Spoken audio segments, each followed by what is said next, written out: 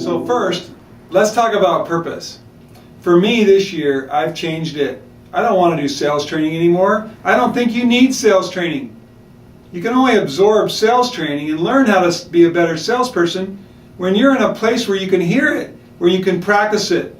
I want to talk about aspiring to inspire. You know, this word aspiring is kind of cool. I thought about it a lot. I've asked other people what they think about it.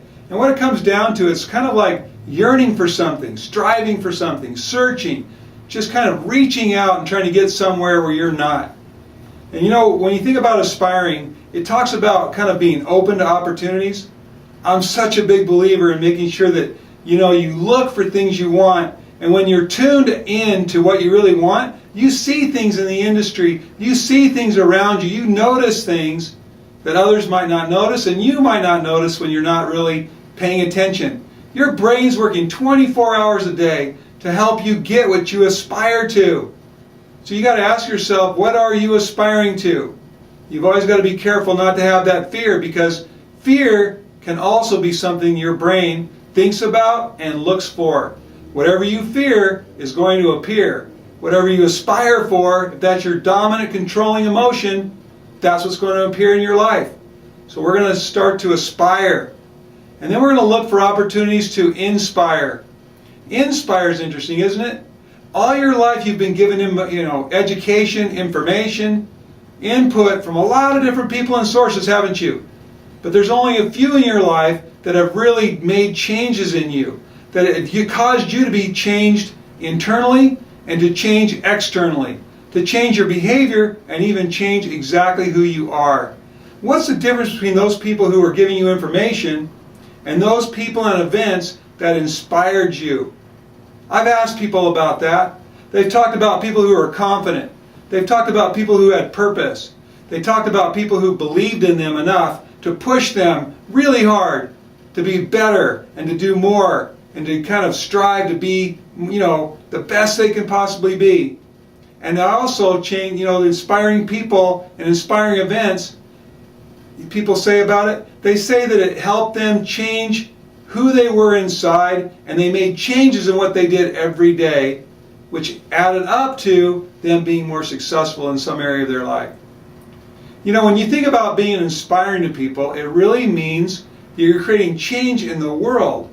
You're helping people accomplish things they might normally not have accomplished.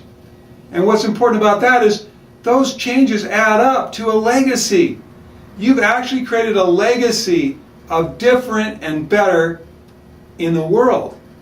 Do you wake up every day thinking about that? Aspiring to inspire, creating a legacy with different people you meet with, learning to figure out what they really want and helping them get it, having the confidence, the control, the power, the influence to actually have them cause and be a changed and different person. Now I want you to think about home buyers and people who are trying to make changes in their life and their lifestyle. It's hard to do that. There are things that are obstacles to doing that. What they need is somebody who inspires them to make tough choices, pushes them to do the things they really can do, is there to remind them why they need to do it when they want to figure it out, rationalize it, or change their minds.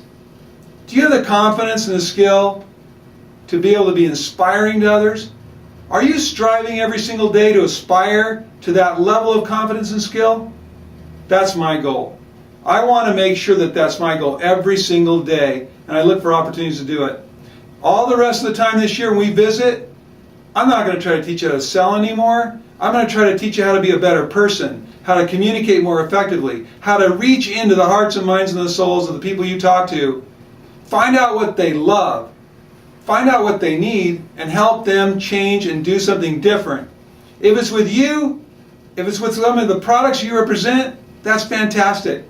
But if it's not, you've still been someone who's helped them be better off or have a meaning, you. That's my message for today, and I hope that you appreciate that. I hope you stick with us, pay attention to some of the things that are going on with our company, and we'll have a great relationship all year long.